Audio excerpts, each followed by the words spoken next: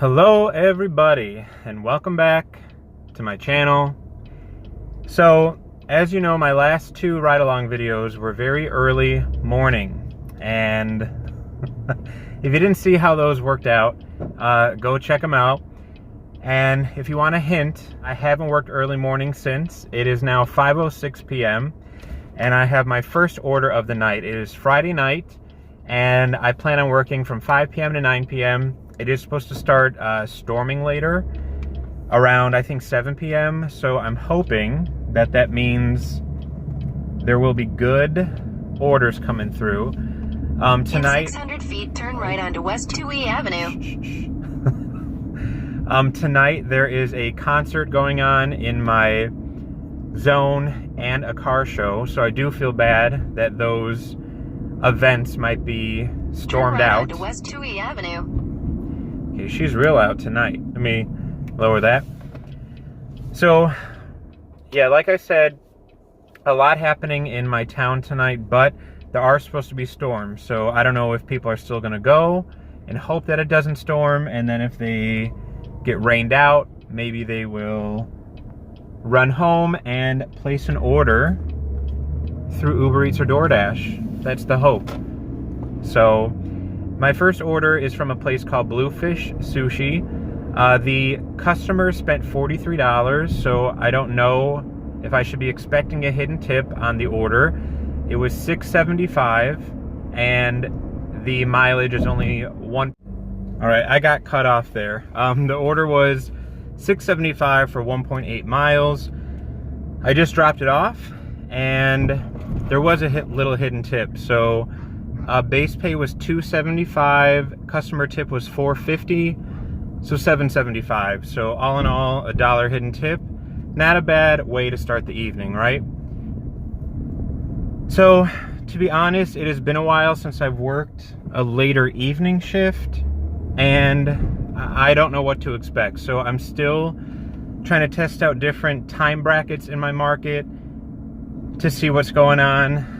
I had success a couple weeks ago at a market that was further north of me, but that success lasted for about an hour, where I made $40 in 1 hour, and then the next hour I think I made like $8. So, you know, I just laughed because I saw another gig worker say, you know, let me show you how to make $25 to $30 an hour, you know, doing Uber Eats, DoorDash, and Grubhub. Well, unless you can make the orders come to my phone, I don't know how you can help me make that much money, because I will show you every order. That's what my videos have been as of late. I show every order that comes in and whether I decline or accept.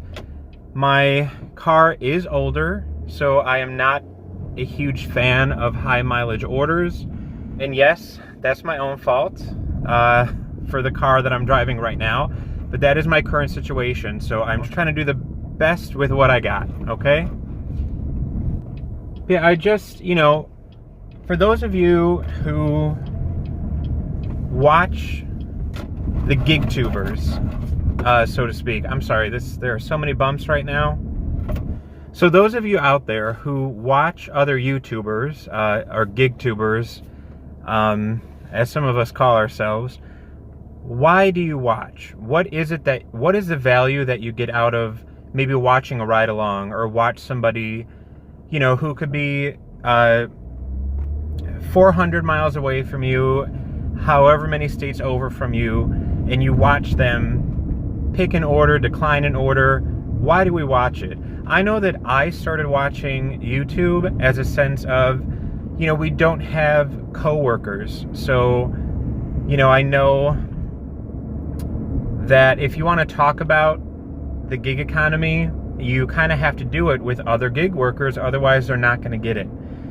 So I like watching other YouTubers because it helps me feel like there's a sense of community. Sorry, I was distracted by the traffic. So I know I watch other YouTubers because it gives you a sense of community, and you're able to watch somebody that you can just relate to. Whether it's the annoyance of declining nonstop $2.75, $2.25 no tip orders, you know, or a long wait at a restaurant, or a customer who says, hand it to me, and then they never come to the door. You know, just kind of like knowing that you're not the only one and being able to laugh along with them, get annoyed along with them, and things like that. So, you know, I'm starting to like shy away from the channels that are just constantly talking about tips and tricks, because in my market, I'm showing the real of what is going on. I could go to any market and try again. I've had great success in my market in fall, winter, and early spring, where I knew what orders to take. I knew my restaurants. I knew what restaurants to avoid. I knew, you know, about how long an order would take me, all the tips and tricks you can think of. But I'm realizing more and more I can't watch somebody because their market may be the complete opposite of mine. And then it makes me feel that I'm doing something wrong, or that it gets me into that kind of like woe is me type thing where, why am I not getting these orders? But it's my market. I don't know what the people living in this building, I can't force them to make an order through DoorDash and Uber Eats, you know what I mean? So I don't know, the YouTubers that you watch, why do you watch them? What value do you get? And, you know, why do you watch this channel as well? You know, I'd really like to know. I think it would open up for a great discussion in the comment section. And, you know, I'm subscribed to so many gig tubers out there. But, you know, some of them I watch and they make me feel bad, not on purpose, but because that's just not what's happening in my market right now. So, you know, I watched, for example, Gig Life. He was one of the very first gig tubers that I started watching. He had just recently put out a video that said, you know, why don't you leave, or why are you still here? Or if it's that bad, why are you still here? And it really got me thinking that, you know, I don't think that I'm necessarily negative or complain. I'm just quite literally bringing you along my day. You're seeing what orders I'm getting offered. And you know what? If I get 5 $3 orders in a row, I'm going to be mad. I'm going to be a little pissed off. If I get 20 Walmart deliveries in a row that brings my DoorDash acceptance down to 0, I'm going to get annoyed.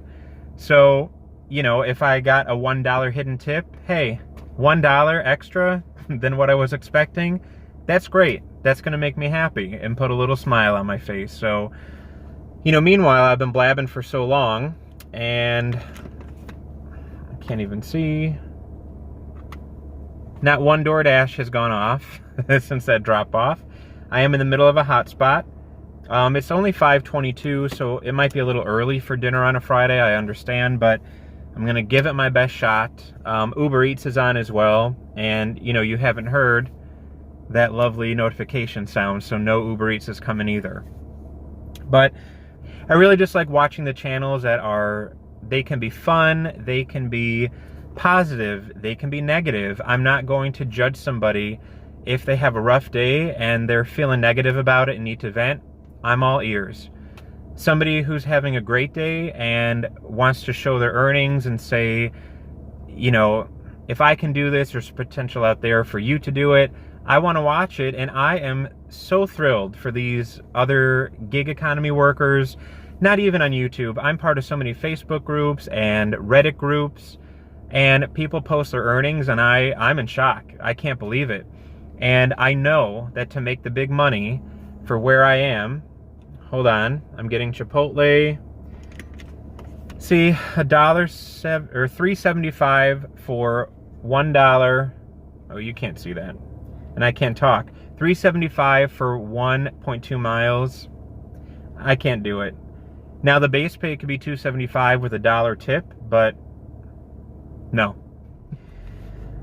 Okay, well, change of plan. So one of the joys of gig work is being able to help your family out when you need it. So I was getting a phone call. My parents took my nephews to the racetrack, which is in Arlington Heights, if any of you are familiar with Illinois. And they took the train to give the boys the experience of the train. My nephews are 5 and 8. And now they've been stuck. There was an accident on another train, not theirs, but they've been stuck on a train for I don't even know how long, maybe over 20 minutes, and they don't know how long it's going to be, and the boys are getting restless. So I'm going to go pick up my family, and you know, when people talk about why do you do gig work, here's a great reason to be able to go and help your family out. So I'm on my way to go do that.